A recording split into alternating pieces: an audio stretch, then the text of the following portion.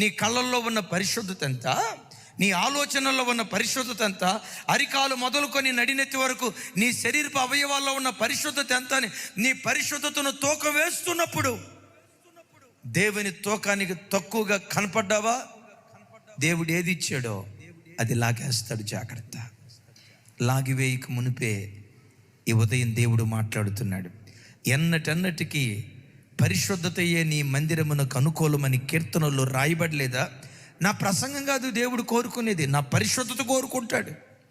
నీ పాటలు కాదు ప్రభు కోరుకునేది, నీ పరిశుద్ధత కోరుకుంటాడు. నీ పరిచర్య కాదు దేవుడు కోరుకునేది, నీ పరిశుద్ధత కోరుకుంటాడు. నేను 1,00,000 రూపాయలు కానుకిచ్చానయ్యా, ఎవరికి కావాలి నీ 1,00,000? నేను 10 లక్షలు ఇచ్చాను, ఎవరికి కావాలి నీ 10 లక్షలు?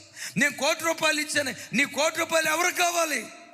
దేవునికి నీ 1,00,000 రూపాయలు కాదు కావాల్సింది, మొదట నీవు కావాలి నీ దేవునికి. మొదట నీవు కావాలి నీ దేవునికి. యేసయ్యకి మహిమ కలుగును గాక.